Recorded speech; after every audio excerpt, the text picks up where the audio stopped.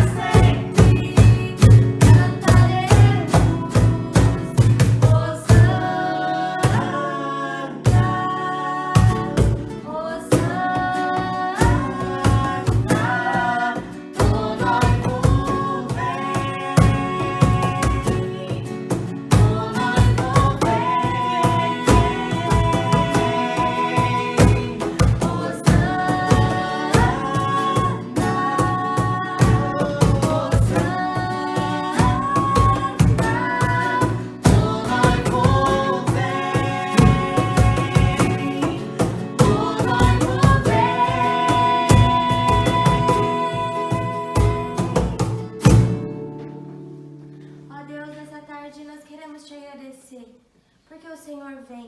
O Senhor vem até nós com o seu amor, com o teu perdão, com a tua graça. Muito obrigada, Deus. E que a nossa casa, o nosso coração esteja pronto para te receber a cada dia, Pai. Não só aos domingos, durante a palavra, durante o louvor, mas todos os dias. Que a nossa casa seja construído a cada dia um relacionamento mais forte com o Senhor. Que a cada dia a gente te busque, que a gente te encontre, Deus. Sim, Deus. Que nós possamos te encontrar. Viver esse relacionamento que o Senhor quer ter conosco, Deus. Nos abençoa, nos dê um domingo abençoado. Amém. Que o Senhor realmente transborde do teu amor em nossas vidas, nos nossos lares.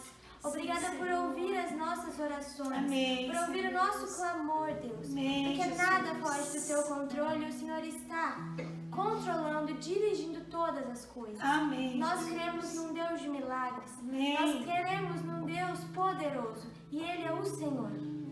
Obrigada, Deus, por cuidar de nós, por nos amar, Deus. Amém. Em nome de Jesus, amém. Amém. E é isso, irmãos.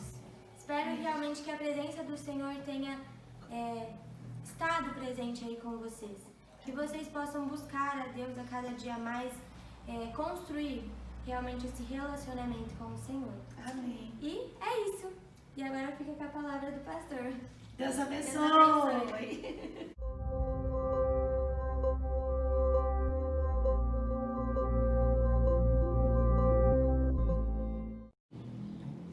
Boa tarde, irmãos. Graça e paz, amém?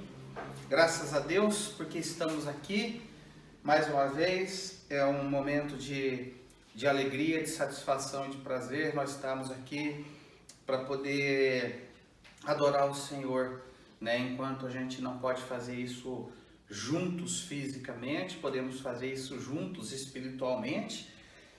E isso é o que importa nesse momento, nós estarmos juntos, nós estarmos cuidando uns dos outros, né? Então, nós só temos que louvar o Senhor por esse momento. Amém?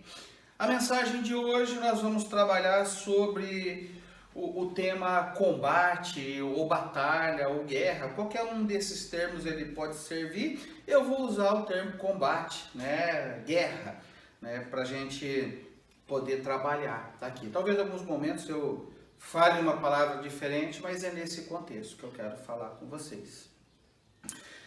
Eu acredito que o texto mais falado sobre combate, quando eu penso no combate no campo espiritual na Bíblia, é aquele do apóstolo Paulo, né? Quando ele diz assim: combati o bom combate, acabei a carreira, guardei a fé. Desde agora a coroa da vida me está guardada, a qual o Senhor justo juiz me dará naquele dia. E não somente a mim, mas também a todos os que amam a sua vinda. Então isso está lá na segunda epístola ou carta a Timóteo, né? 2 Timóteo, capítulo 4, versos de 7 a 8. Combati o bom combate. Então há uma luta, há um combate que nós temos no nosso dia a dia para poder vencer. Quando nós estamos pensando na nossa vida espiritual, né? Nós temos essa vivência como uma vivência espiritual, em que existem contornos espirituais, em que há uma espiritualidade. O nosso Deus é um Deus, né, que se manifestou em carne por meio de Jesus Cristo, mas com coisas espirituais. É nesse sentido que eu quero pensar com você. A vida cristã, na visão do apóstolo Paulo e de todos os estudiosos da Bíblia, consiste justamente nisso, de que ela é composta de uma verdadeira batalha. Então a vida cristã, para qualquer pessoa, quando eu digo os estudiosos, não só aqueles que escreveram os seus relatos, mas eu e você como estudiosos da Bíblia, né, os homens como estudiosos da Bíblia, nós vamos ver que a vida cristã ela é uma verdadeira batalha. Na qualidade de guerreiros, nós sabemos que nem sempre haverá batalhas, né? Pois entre uma e outra existem os momentos de paz. Então nem sempre vai haver batalhas, né? E nas próprias guerras são assim, né? Porque entre uma e outra existem os momentos de paz, de descanso, né? E de tranquilidade. De outra forma, há batalhas que são mais fáceis, porém outras mais duras e intensas, né? Então nem sempre haverá batalhas, mas também quando existem batalhas que são mais duras, mais intensas, e outras são mais tranquilas, mais fáceis. Mas como as batalhas espirituais já dizem pelo seu próprio nome, espirituais, Elas atuam num campo que muitas vezes nós não sabemos como agir diante delas. Então as batalhas espirituais têm esse nome, batalhas espirituais. E nem sempre, por conta do campo de atuação que elas estão acontecendo, nós não sabemos como agir diante delas. O que nós precisamos aprender sobre as batalhas espirituais? Porque você sabe que elas existem. Você com certeza já viveu uma ou muitas batalhas espirituais, depende aí do tempo da sua caminhada ou do seu entendimento, que você compreende que aquilo é uma batalha. Mas nós precisamos saber algumas coisas sobre as batalhas espirituais. Eu quero convidar você a abrir no livro dos Juízes, capítulo 7. Juízes, capítulo 7. Eu vou aguardar um momento até você conseguir localizar o texto. Juízes, capítulo 7. Depois de Josué, nós temos Juízes. Juízes, capítulo 7.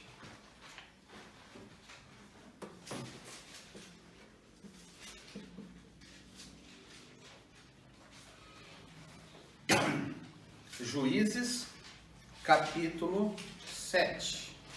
Estou esperando meus auxiliares aqui também abrirem a Bíblia, para que a gente possa começar a nossa leitura. Juízes, capítulo 7, a partir do verso 1. Então Jerubaal, que é Gideão, se levantou de madrugada e todo o povo que com ele estava se acamparam junto à fonte de Arode, de maneira que o arraial dos midianitas lhe ficava para o norte, no vale, de fronte ao outeiro de Moré. Disse o Senhor a Gideão: é demais o povo que está contigo, para eu dar os medianitas em sua mão, a fim de que Israel se não glorie contra mim, dizendo: a minha própria mão me livrou. Apregou-a, pois, aos ouvidos do povo, dizendo: quem for tímido e medroso, volte, e retire-se da região montanhosa de Gileade. Então voltaram do povo 22.000, e 10.000 ficaram. Disse mais o Senhor a Gideão: ainda há povo demais, faze-os descer às águas, e ali tos provarei. Aquele de quem eu disser, esse irá contigo, esse contigo irá. Porém, todo aquele de quem eu te disser, esse não irá contigo, esse não irá. Fez Gideão descer os homens às águas. Então o Senhor lhe disse: todo que lamber as águas com a língua, como faz o cão, esse porás à parte. Como também todo aquele que se abaixar de joelhos a beber. Foi o número dos que lamberam, levando a mão à boca, 300 homens. E todo o restante do povo se abaixou de joelhos a beber as águas. Então disse o Senhor a Gideão: com esses 300 homens que lamberam a água, eu vos livrarei, e entregarei os medianitas nas tuas mãos, pelo que a tua gente toda que se retire, cada um para o seu lugar. Tomou o povo provisões nas mãos e as trombetas. Gideão enviou todos os homens de Israel, cada um à sua tenda. Porém os 300 homens reteve consigo. Estava o arraial dos medianitas abaixo dele no vale. Sucedeu que, naquela mesma noite, o Senhor lhe disse: levanta-te e desce contra o arraial, porque o entreguei nas tuas mãos. Se ainda temes atacar, desce tu e teu moço pura ao arraial, e ouvirás o que dizem. Depois, fortalecidas as tuas mãos, descerás contra o arraial. Então desceu ele com o seu moço pura até a vanguarda do arraial. Os midianitas, os amalequitas e todos os povos do Oriente cobriam o vale como gafanhotos em multidão, e eram seus camelos em multidão inumerável, como a areia que há na praia do mar. Chegando, pois, Gideão, eis que certo homem estava contando um sonho ao seu companheiro, e disse: tive um sonho. Eis que um pão de cevada rodava contra o arraial dos midianitas, e deu de encontro à tenda do comandante, de maneira que esta caiu e se virou de cima para baixo, e ficou assim estendida. Respondeu-lhe o companheiro e disse: não é isso outra coisa, senão a espada de Gideão, filho de Joás, homem israelita. Nas mãos dele entregou Deus os midianitas e todo este arraial. Tendo ouvido Gideão contar este sonho e o seu significado, adorou e tornou o arraial de Israel e disse: levantai-vos, porque o Senhor entregou o arraial dos midianitas nas vossas mãos. Até aí. Então, Gideão é um dos juízes que Deus levanta no período que ainda o povo não tem os reis, né? Então são eles que vão cuidar e normalmente eles são levantados no momento em que o povo está sendo ameaçado ou que o povo está sendo levado cativo, e aí se levanta alguém como juiz para poder defender o povo, ou seja, alguém como enviado de Deus. E Gideão é uma dessas pessoas. Veja que nós temos aqui uma batalha de fato. Está acontecendo uma batalha, uma guerra mesmo. Uma guerra que se levantou entre Israel e os midianitas. Porém, a forma como essa batalha ocorrerá tem como plano de ação e desenvolvimento uma ação espiritual. Então, se a gente olha o pano de fundo, o plano de ação e de desenvolvimento é uma ação totalmente espiritual. Uma luta de 300 contra milhares no campo racional é suicídio em massa. Não tem como. Quando você vê 300 que vão lutar contra milhares, é suicídio isso. Ninguém vai a uma luta para perder. Ninguém. Se a gente entra numa luta, a gente entra para ganhar. Esse é o nosso objetivo. Agora, quando pensamos em batalha espiritual, o nosso foco vai para aquilo que muitas vezes tem nos vencido. Quando a gente entra no campo das batalhas espirituais, o nosso foco muda um pouco, porque nós vamos para aquilo que muitas vezes tem nos vencido, os nossos pecados. E como os nossos pecados nos vencem? É lógico que o nosso inimigo não é o pecado. Pode até se manifestar, né, como nosso inimigo. Mas Satanás, que tenta a todo custo, por meio do pecado ou de ações pecaminosas, nos distanciar de Deus. Então, o pecado é inimigo? Tudo bem. Mas o nosso inimigo mesmo é Satanás.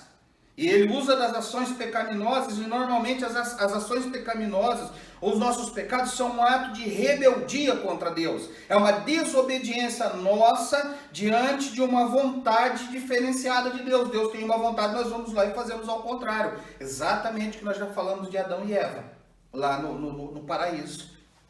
Bem, o que nós podemos aprender com a batalha de Gideão sobre como combater a nossa batalha? Porque Gideão teve a dele e nós temos a nossa. O que há de igual? O que nós podemos trazer para a nossa realidade é o contexto espiritual que em toda a Bíblia é o mesmo para todas as pessoas.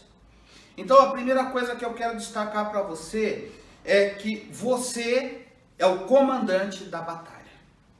A primeira coisa importante que eu quero estabelecer é que você é o comandante da batalha. Eu aprendo isso aqui nessa batalha de Gideão. Benaías, Joabe e Abner foram comandantes dos exércitos de Salomão, Davi e Saul, reis de Israel. O período dos juízes é um período anterior ao dos reis, e ele também tinha comandantes de guerra. Então os comandantes de guerra são pessoas que estão sempre existindo, são as pessoas que estão à frente das batalhas. O comandante de guerra é aquele que tem uma ligação direta com aquele que está o enviando para a batalha. Então aquele que é o comandante da guerra, aquele que está à frente do exército, ele é alguém que tem uma ligação muito forte, muito íntima e muito profunda com aquele que está enviando ele para a batalha. O caso dos juízes é muito parecido com o nosso, pois Deus nos manda para a batalha. Querido, Deus nos coloca na frente de batalha como esses comandantes. O comandante é aquele que só ouve as orações do último superior, no caso aqui, Deus. Então, se nós olharmos aqui Gideão, a quem ele está se reportando? A Deus. É uma manifestação de Deus para ele e ele obedece, ele é obediente em tudo aquilo que ele está falando. Eu e você também não nos reportamos a outras pessoas. Em alguns momentos até que sim. Mas na maioria absoluta das vezes, nós nos reportamos diretamente a Deus a respeito das nossas batalhas. O comandante é alguém que tem afinidade com o seu superior, porque é dele que parte as orientações e estratégias para vencer a guerra. Então nós precisamos ter uma afinidade com o nosso superior, porque as orientações, as estratégias de como vencer a batalha, vencer a guerra, é dada a mim e a você todos os dias. Na qualidade de comandante da guerra, você precisa ter afinidade com Deus. Querido, se você quer vencer a batalha contra o diabo, contra Satanás e contra o pecado que ele usa, ou seja, contra o pecado, você precisa ter afinidade com Deus. Às vezes eu fico a pensar nas guerras que se levantam na minha vida e que ninguém pode me ajudar de forma profunda, nem mesmo aqueles que me são muito próximos, porque a batalha é minha. As batalhas são individuais, a batalha no campo espiritual, querido, ela é individual. Não adianta você achar que outro vai guerrear por você. Não adianta que você achar que as suas batalhas você pode passar para outro. Se você não encarar o seu papel de comandante da sua batalha, você está derrotado. Porque Deus nos chama para ser comandantes da nossa batalha. As guerras que ocorrem dentro de mim e que a minha família não pode lutar por mim, que a minha esposa não pode lutar por mim, que meus irmãos não podem lutar por mim, que eles já são individuais. A sua esposa, o seu marido, os seus filhos, as pessoas que são muito próximas de você, elas não vão poder lutar a sua batalha nessa condição, porque ela é pessoal tua. As estratégias são particulares para você. As orientações são particulares para você. Há guerras, queridos, que eu vejo acontecendo com pessoas que eu amo muito, mas que eu não posso guerrear por elas. Você quer ver um negócio interessante? Eu vou falar de mim, e você que é pai e mãe vai entender. Eu vejo guerras acontecendo com as minhas filhas. Situações que eu gostaria demais de guerrear por elas. E não foram nenhuma nem outra situação que eu vi as minhas filhas chorarem por guerras que estavam se levantando contra elas. E eu não poderia, não tinha como, eu não podia entrar naquela guerra porque ia ser problema, porque aquela guerra era delas. E o que eu podia fazer como pai era simplesmente orientar. E sabe o que é o melhor disso? O que é o gostoso disso? É quando nós vemos que por conta de sermos espirituais, de estarmos buscando a Deus, Deus dando a direção e a orientação para as pessoas que nós amamos e essas pessoas vencendo as suas guerras e as suas batalhas. Nas guerras espirituais contra o inimigo e contra o pecado, eu preciso estar afinado com Deus. Gideão estava afinado com Deus. Querido, Gideão estava ali e Deus falando com ele e ele obedecendo. Porque quando nós não estamos afinados com Deus, a nossa marca não é a obediência. A nossa marca é a desobediência. E a desobediência ela pode se manifestar não simplesmente em fazer o contrário. A desobediência ela pode se manifestar em não fazer absolutamente nada. Porque Deus me mandou fazer alguma coisa, eu fico quieto. Eu não tomo uma decisão. Eu não tomo uma postura. E aí o texto bíblico, ele me diz assim: ora, sem fé é impossível agradar a Deus, porque é necessário que aquele que se aproxima de Deus creia que Ele existe. E aí eu preciso entender todo esse contexto de Deus, porque o texto ainda vai além. e que ele é galardoador daqueles que o buscam, ou seja, ele é abençoador, ele é provedor daqueles que o buscam. Querido, parece que quando nós vamos para a guerra e nós não temos uma confiança de Deus, nós estamos o quê? Desconfiando de Deus. E desconfiar de Deus, muitas vezes é acreditar que ele não existe, porque se ele não é soberano, se ele não pode me livrar, se ele não pode fazer, será que eu tenho acreditado firmemente que Deus se faz presente? Isso é Hebreus 11:6. A fé me leva a acreditar num Deus que é provedor de todas as minhas necessidades. E se eu estou na guerra, ele é provedor de tudo que é necessário para poder enfrentar essa guerra. O foco não é a batalha, porque esse é o meu foco e o seu foco. O foco não é a batalha, o foco não é o inimigo, o foco não é o pecado, mas o foco é Deus. Novamente vou repetir, o foco não é a batalha, o foco não é o inimigo, o foco não é o pecado, mas o foco é Deus. Mas o que acontece quando nós não estamos na posição de comandante afinado com Deus?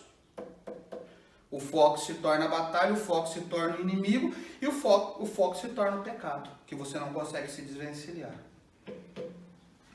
Quanto mais você se aproxima de Deus, menor a batalha se torna. Quanto mais você se aproxima de Deus, menor a batalha se torna. Bem, o que nós podemos aprender com a batalha de Gideão sobre como combater a nossa batalha? Eu preciso aprender que eu sou o comandante da batalha. Esse é o primeiro. Então você é comandante. O sujeito que está afinado com Deus.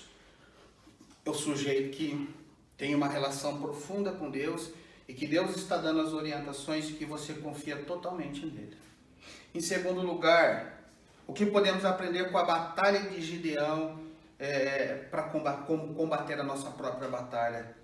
Valorize as armas que você tem. Valorize as armas que você tem. Às vezes somos tentados a achar que Deus é nosso inimigo. Não sei se você já pensou assim. Diante das batalhas, você achar que Deus é seu inimigo. Assim nós pensamos ou falamos. Alguma dessas coisas aqui, ou pelo menos uma delas você já falou. Se não bastasse os problemas que eu já tenho, mais esse. Você já pode ter proferido essa frase. A situação parece que só piora. Deus sabe que eu não aguento. Eu não tenho condições. E tem uma frase que eu já vi de muita gente. Tem horas que eu queria sumir para bem longe de tudo e de todos. Né? Essas coisas são muito comuns, até porque a gente vai encontrar na Bíblia algumas pessoas que fizeram a mesma coisa. Né? Eu vou ler um texto para você,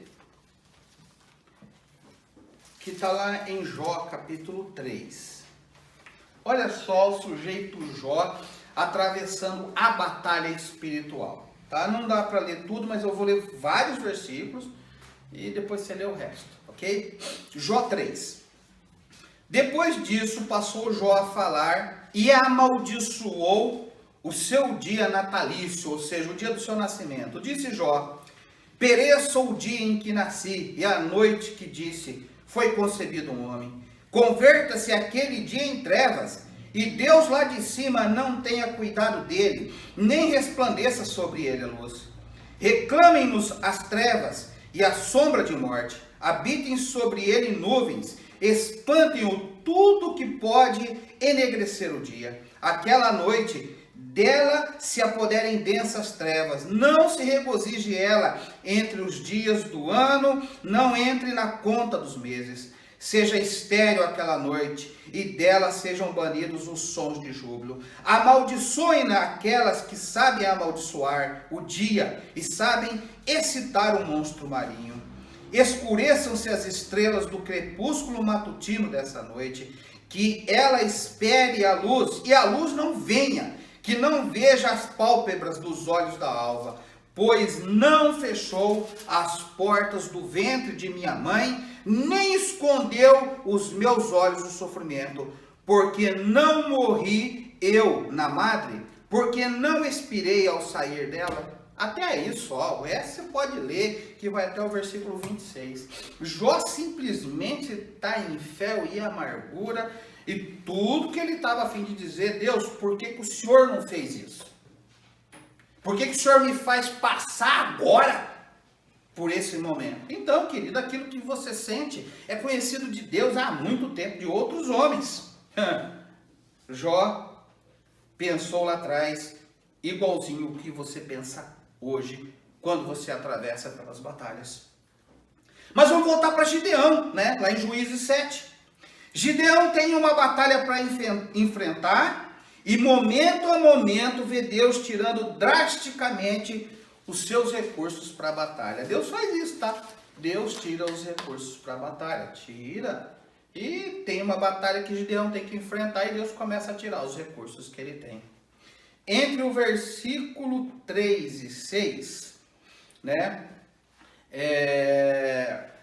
nós temos aproximadamente 31 mil e poucos homens no exército de Gideão. E aí, vamos considerar um número de 30 mil só. E Deus leva ele para lutar com 300. Se você fizer uma conta bem rápido, 10% de 30 mil é 3 mil. 1% de 30 mil é 300. Então Deus deu 1% de recurso para ele lutar a sua batalha. Do ponto de vista humano, esses recursos para a batalha não são nada perto do que diz aí o versículo 12. Então, Juízes 7:12. Os midianitas, os amalequitas e todos os povos do Oriente cobriam o vale como gafanhotos. Pronto, não precisa falar mais nada. Então, olhava assim, era só homem. Cobriram o vale. E ele está com 300. Nesse momento difícil que estamos passando, eu quero vir aqui para 2020 agora. Esse momento difícil que nós estamos passando, não bastasse as batalhas que nós já temos, que a gente vinha tendo aí, mas essa se levantou com muita força, Covid 2019, porque trouxe um ingrediente essencial para o inimigo vencer a guerra. E esse ingrediente é a dúvida, ou a incerteza, ou o medo a respeito do futuro. Então o inimigo, quando ele quer vencer a guerra, ele começa a minar as bases das pessoas, e ele gera dúvida, ele gera incerteza, e ele gera medo sobre o que vai ser lá na frente. Então, foi tirado de mim e de você, quando nós pensamos num contexto cristão, foi tirado de mim e de você ir aos templos. As reuniões de grupo e de oração. O estar junto com outros. E a todo tempo estão tirando alguma coisa. Para criar exatamente esse ambiente de dúvida, incerteza e de medo. Então, querido, eu quero falar para nós, da nossa igreja. Né? Ontem o Valdir mandou umas fotos para mim e a gente começa a trazer algumas recordações. Nós temos um hábito de nos reunir sempre, e as nossas reuniões são muito gostosas. Eu penso no nosso almoço, como ele é bom, como ele é gostoso, o tempo que a gente está ali, depois que acaba o culto, que a gente fica ali, os fecha igreja, né? Nós gostamos disso, é gostoso, um conversando com o outro, aquela situação, e todas essas coisas de repente são tiradas. Ou seja, a nossa guerra, ela aumentou, porque aquilo que nos era alívio, agora é motivo da nossa tristeza. Mas, que armas nós temos para a nossa batalha? Que armas nos sobraram para encarar essa batalha que nós temos? Abre comigo lá em 2 Coríntios capítulo 10. 2 Coríntios capítulo 10. Nós vamos rodar um pouquinho ali no Novo Testamento, segura o texto de Juízes 7. 2 Coríntios capítulo 10, versículo 3, o apóstolo Paulo falando lá em 2 Coríntios, capítulo 10, versículo 3 a 6, o apóstolo Paulo diz assim aos Coríntios: porque embora andando na carne, não militamos segundo a carne, porque as armas da nossa milícia não são carnais, e sim poderosas em Deus, para destruir fortalezas, anulando sofismas e toda altivez que se levante contra o conhecimento de Deus, levando cativo todo pensamento à obediência de Cristo, e estando prontos para punir toda desobediência, uma vez completa a vossa submissão. Então nós temos aí uma arma, que é a arma da obediência, que é a arma da submissão, nosso pensamento que está cativo em Deus. O nosso pensamento precisa estar cativo em Deus. Senhor, eu quero que a minha vida, que aquilo que eu pense esteja totalmente atrelado ao Senhor. Mas vai um pouquinho para frente, Efésios capítulo 6, e o texto diz que as nossas armas não são carnais, mas espirituais e poderosas. Efésios capítulo 6. Esse é conhecido seu. Efésios 6, versículo 10. Quanto ao mais, sede fortalecidos no Senhor e na força do seu poder, revestivos de toda a armadura de Deus, para poderes ficar firmes contra as ciladas do diabo. Porque a nossa luta, batalha, guerra, seja o que for, não é contra o sangue e carne, e sim contra os principados e potestades, contra os dominadores deste mundo tenebroso, contra as forças espirituais do mal nas regiões celestes. Portanto, tomai toda a armadura de Deus, para que possais resistir no dia mau, e depois de terdes vencido tudo, permanecerdes inabaláveis. Estai, pois, firmes, cingindo-vos com a verdade, e vestindo-vos com a couraça da justiça. Calçai os pés com a preparação do evangelho da paz, embraçando sempre o escudo da fé, com o qual poderes apagar todos os dardos inflamados do maligno. Tomai também o capacete da salvação e a espada do Espírito, que é a palavra de Deus, com toda a oração e súplica, orando em todo o tempo no Espírito, e para isso vigiando com toda perseverança e súplica por todos os santos. Quantas armas, meus irmãos, estão aqui? E ainda mais um textinho, Hebreus, anda um pouquinho para frente. Hebreus capítulo 12.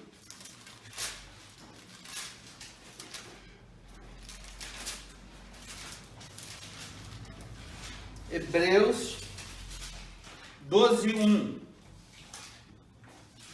Diz assim, Hebreus 12, 1. Portanto, também, nós, visto que temos a rodear-nos tão grande nuvem de testemunhas, desembaraçando-nos de todo o pecado, e do pecado que tenazmente, vou ler de novo, perdão, queridos. Portanto, nós, visto que temos a rodear-nos tão grande nuvem de testemunhas, desembaraçando-nos de todo o peso e do pecado que tenazmente nos assedia, corramos com perseverança a carreira que nos está proposta, olhando firmemente para o autor e consumador da fé, Jesus, o qual, em troca da alegria que lhe estava proposta, suportou a cruz, não fazendo caso da ignominia, e está assentado à destra do trono de Deus. Considerai, pois, atentamente, aquele que suportou tamanha oposição dos pecadores contra si mesmo, para que não vos fatigueis, desmaiando em vossas almas. Ora, na vossa luta contra o pecado, ainda não tendes resistido até o sangue. Estais esquecidos da exortação que, como filhos, discorre convosco. Filho meu, não menospreze a correção que vem do Senhor, nem desmaies quando por ele és reprovado. Porque o Senhor corrige a quem ama e açoita a todo filho a quem recebe. Então os versos aí de 1 a 6. Os versos 12 diz assim: por isso restabelecei as mãos descaídas e os joelhos trôpegos, e fazei caminhos retos para os vossos pés, para que não extravie o que é manco, antes seja curado. Segui a paz com todos e a santificação, sem a qual ninguém verá o Senhor, atentando diligentemente, porque ninguém seja faltoso, separando-se da graça de Deus, nem haja alguma raiz de amargura que brotando vos perturbe, e por meio dela muitos sejam contaminados. Está aí, meus irmãos. Ele coloca a mim e a você armas que eu e você podemos usar, mesmo que outras armas a gente não tem. Então talvez hoje você não pode ir ao culto, você não pode estar com seus irmãos, você não pode frequentar reunião de oração, uma série de coisas, tá? Essas armas foram tiradas? Foram. Mas e as outras que você tem? Então você precisa olhar para essas armas. E você precisa se apossar dessas armas. Quem livra é Deus. Então 1% nas mãos de Deus é o suficiente para vencer a guerra. 1%, querido, na mão de Deus é o suficiente para vencer a guerra. É exatamente o que Gideão tem. Mas há um detalhe aí em Juízes 7. Dá uma olhada no versículo 7. Então disse o Senhor a Gideão: com esses 300 homens que levantaram as águas, eu vos livrarei. Então Deus está dizendo o seguinte, ó, com o que tem, eu. Não sou eu, Adriano, não é eu, você. É Ele dá livramento. Então o 1% na mão de Deus é o suficiente, porque o agir é dele, querido. A batalha é dele. Se está difícil para você, está difícil para todo mundo, meu querido. Não está difícil só para um e para outro. Não é porque você vê algum sorrindo que você acha que para o outro está mais fácil. Todo mundo tem a sua batalha. E todos nós precisamos encarar essa batalha de frente. Então se está difícil para você, está para todo mundo. Toma o que você tem nas mãos e se levante contra o mal. Se levante contra o inimigo. Se levante contra o pecado. Você precisa se levantar nessa guerra e nessa batalha, porque ela é sua. A batalha é sua, outras pessoas podem orar por você, mas essas pessoas não podem batalhar a sua batalha, outras pessoas não podem batalhar a minha batalha. Dentro da minha própria casa, cada um de nós temos as nossas batalhas, e elas precisam ser vencidas por aqueles que estão enfrentando a batalha. Os outros são os soldados que vão junto na guerra, mas quem vai à frente, e a batalha de quem está na frente de guerra. Semana passada nós falamos de milagres, e hoje nós estamos falando a mesma coisa. Eu falei sobre milagre semana passada aqui com você. Você que viu a mensagem. Eu falei sobre milagre. E hoje eu estou falando a mesma coisa, sabe por quê? Porque na semana passada nós vimos Deus levantando recursos a uma viúva e aos seus 2 filhos a partir de uma botija de azeite. Novamente, Deus pega o que é muito pouquinho e transforma em algo muito grande. Porque quem faz é Ele. Aquela mulher tinha uma batalha. E a batalha dela foi vencida por ela? Não. Deus deu uma orientação para o profeta, que deu uma orientação para ela, e ela fez o quê? Obedeceu. Era ela que estava na frente de batalha. A batalha não era dos filhos, a batalha era dela. E ela encarou a batalha.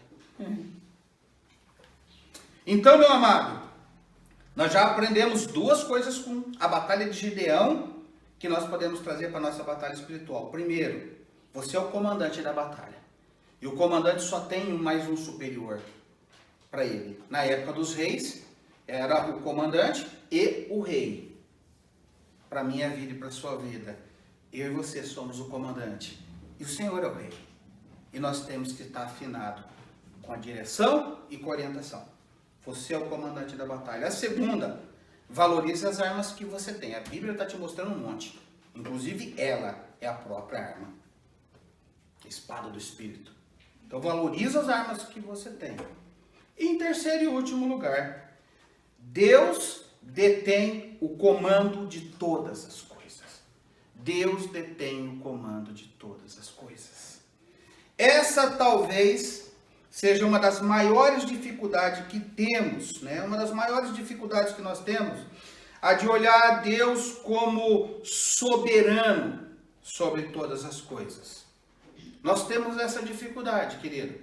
Principalmente porque nós olhamos como a guerra é intensa. Imagine para Gideão olhar aquele vale lotadinho de homens. É mais fácil olhar para os seus 300 ou para aqueles que estão cobrindo a terra, o vale como gafanhoto. Então essa talvez seja uma das nossas maiores dificuldades, olhar Deus como aquele que detém o comando de todas as coisas. E quando eu digo isso, eu digo de todos os homens, independente do lado que eles estão. Deus tem o comando de tudo, independente de que lado esse tudo esteja. Deus não é Senhor só daqueles que o servem, mas é Senhor de quem não o serve, porque Ele é Senhor do mundo no sentido de dono, no sentido de domínio. A escolha de ser amigo de Deus por meio de Jesus é outra coisa, que não influencia que Ele tenha domínio somente sobre parte. Não. Deus tem domínio de tudo. Ele é Senhor soberano de tudo. Então o inimigo sabe quem é Deus e treme diante dele. O diabo sabe quem é Deus e treme diante dele. Não há situação que Deus não conheça ou plano que o pegue de surpresa. Não há uma única situação que Deus desconheça e que pegue ele de surpresa. Então Deus, na sua infinita bondade, quer mostrar para Gideão que ele está acima do inimigo. É o versículo 13 em diante, porque eu li até aqui o 12 para você agora de pouco. Olha o que acontece no versículo 13. Chegando, pois, Gideão, né, porque Deus falou para ele assim: Gideão, se você tem alguma dúvida que você pode ir para a batalha com esses 300... desce lá no arraial e ouve o que está sendo dito lá. Ele desceu. Deus permitiu. Olha só. Chegando, pois, Gideão, eis que certo homem estava contando um sonho ao seu companheiro e disse: tive um sonho. Eis que um pão de cevada rodava contra o arraial dos midianitas e deu de encontro à tenda de quem? Do comandante. Olha na tenda de quem que foi bater o pão de cevada. Esse pão de cevada representava o povo de Israel, tá? De maneira que esta caiu e se virou de cima para baixo e ficou assim estendido, ou seja, não se levantou mais. Respondeu-lhe o companheiro desse homem e disse: não é isso outra coisa senão a espada de Gideão, filho de Joás, homem israelita. Nas mãos dele entregou Deus os midianitas e todo este arraial. Que isso me arrepia, meu irmão. Sabe por quê? Porque o inimigo está falando o que Deus fez. Não é Gideão e o puro aqui que foi com ele. Quem está dizendo é o inimigo. Falou: vixe, isso aí não é outra coisa. Deus entregou a nossa vida nas mãos de Gideão e a espada dele. Ou seja, vai cair, vai ficar. Isso é demais para mim. Talvez, querido, nesse momento sua luta esteja intensa. Talvez o pecado tenha dominado a sua vida e você esteja se sentindo fraco e longe de Deus. Talvez para você a guerra já está perdida. Porque você olha para o inimigo. Você dá valor para o inimigo. Ele é um monstro de grande. É bem provável que você não esteja em um relacionamento bom com Deus. Isso aqui é um fato. Então, quando a gente começa a olhar demasiadamente para o inimigo, para a derrota, para a vida que nós estamos vivendo, que não está boa, o fazer o que nós estamos sentindo, nós não estamos num bom relacionamento com Deus. Também é bem provável que as armas que você tem usado não são espirituais, mas carnais. É o oposto do versículo. O versículo diz que as nossas armas são espirituais e não carnais. Mas talvez as armas que você está usando não são as espirituais, são as carnais, a força do seu braço. Deus disse: Gideão, não vai toda essa galera aí, porque eu não quero que eles digam que foi a força deles. Eu quero que eles entendam que sou eu quem faço isso no meio deles. Mas o que importa, meu querido, nesse momento, é você sair desse quadro. Você tem que sair desse quadro. Da vida vazia, das tristezas e das solidões. Você tem que sair desse quadro. E vai sair em nome de Jesus. Deus tem um plano. Ele não desistiu de você e nem colocou outro no seu lugar. Deus tem um plano, querido. Não desistiu de você e não colocou outro no seu lugar. Deus te ama, mas arrepender-se, porque se você não está vivendo como Ele deseja, isso é pecado. Então, querido, é muito importante que você se arrependa da vida que você está vivendo, porque essa não é a vida que Deus tem para você. Então, arrependimento é algo essencial nesse momento. Se o inimigo está vencendo você, alguma coisa está errada. Se você conhece o contexto espiritual, você entende o que eu estou te falando. Se o inimigo está vencendo a sua vida, alguma coisa está errada. Nesse momento, se arrepender, confessar os seus pecados, abrir a sua vida a Deus, é o melhor que você tem para fazer. Nesse momento, o que você tem de melhor fazer é sentar e parar tudo. É falar, não quero essa vida para mim. Eu sei que Deus tem uma vida melhor. E eu estou afirmando, Deus te ama, querido. Ele não abandonou você, não te esqueceu. Você não está à mercê. Você tem perdido a guerra. Você tem uma visão ruim da guerra. Você está vivendo tudo isso que você está vivendo porque em algum lugar, querido, você deixou de ouvir Deus, de viver com Ele, de obedecer a Ele. E isso é passível. Eu já vivi isso. Se te conforta. Não estou falando isso para me gloriar ou dizer isso com alegria. Mas isso já aconteceu comigo. E acontece com muitos cristãos. Ou com todos os cristãos em algum momento. O que a gente não pode é se conformar com o quadro. Porque a guerra todo dia tem. Batalha todo dia tem. Mas é Deus, com 1%, nos fazendo vitoriosos. Volte a ser comandante da sua batalha, ou das suas batalhas. Alguém que está em constante sintonia com Deus. Volte a ser comandante da sua batalha. É você e Deus. Não tem intermediário aqui. É você e Deus e Ele te orientando e dirigindo. Os outros são soldados que oram, que ajudam, mas volta a ser comandante. É o que Gideão era. E é o que Deus te chama para ser. Valorize as armas que você tem. No mínimo, Bíblia e oração. Mas tem mais um monte. Eu li os textos. Leia os textos. Vá a outros textos bíblicos. Valorize as armas que você tem. Se tiraram outras, pouco importa. Pega as armas e traz de volta. Se tiraram o motivo de você se alegrar. Essa arma não era a arma ideal, porque você foi vencido. Mas toma as armas verdadeiras. Você vai ver o que Deus pode fazer. E em último lugar, contemple o Deus que tem domínio de todas as coisas. Tenha olhos espirituais. Querido, pode ter Covid, pode ter o inferno que for. Jesus Cristo já disse lá atrás. E as portas do inferno não prevalecerão contra a igreja de Cristo. Então não tem essa não, meu irmão. O inferno pode se levantar. O inferno está sobre o domínio de Deus. Lembra-se que quando Jesus Cristo morreu e ressuscitou, a Bíblia diz que ele foi lá no inferno. E ele não foi lá pregar salvação. Jesus foi lá no inferno para dizer, eu venci. Eu tenho a chave da morte e do inferno nas minhas mãos. É isso? Está no texto bíblico, vai procurar. Vai ler a Bíblia. O nosso Deus é poderoso. Nós temos que ter visão espiritual e contemplar que Deus tem o domínio. Os homens podem dizer, eu não gosto de Deus, detesto Deus, Ele não tem nada comigo e Ele não manda na minha vida. Ah, vamos ver. Hoje você pode falar isso. Eu quero ver o dia do juízo. Se a coragem vai ser a mesma, porque não é. Então, meus amados, há uma batalha. O que eu tinha para deixar de recado para você era isso. E eu espero que essa mensagem toque o profundo do teu coração. E no mínimo, faça você se levantar e caminhar na direção do Senhor. Porque eu sei que você pode vencer. Amém? Nós vamos ouvir uma canção. Porque eu acredito mesmo, meus amados, que qualquer ação nossa, qualquer ação que é contrária a Deus é pecado. Então a gente não pode simplesmente dizer, pecado é isso, isso, isso. Não quer dizer. Eu quero dizer que pecado é desobedecer. E pecado nos leva a agir contra Deus. Nós precisamos nos arrepender daquilo que está errado.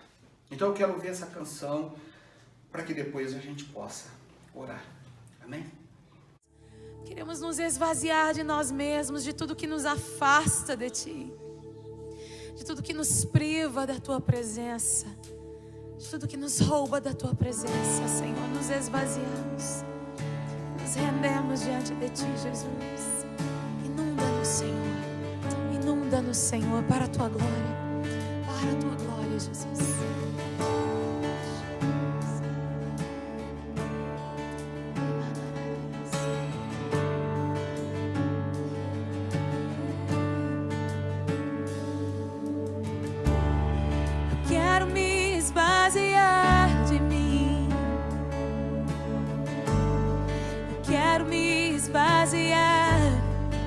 da religiosidade. Eu quero me esvaziar de mim. Eu quero me esvaziar de todos os meus títulos e de tudo que me afasta de ti, Jesus.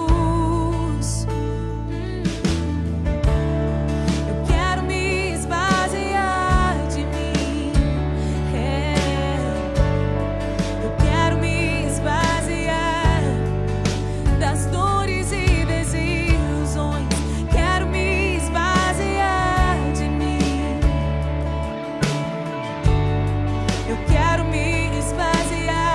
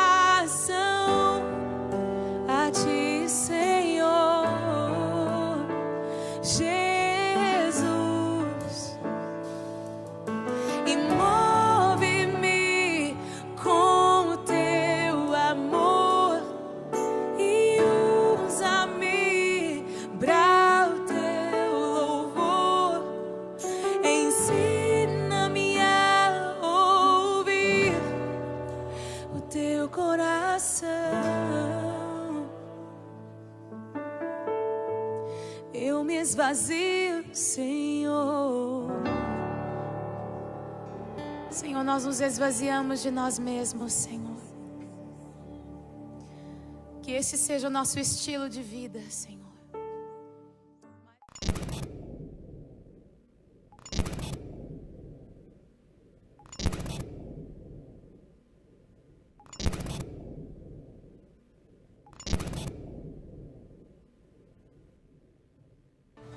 Amém, queridos? Vamos orar ao Senhor?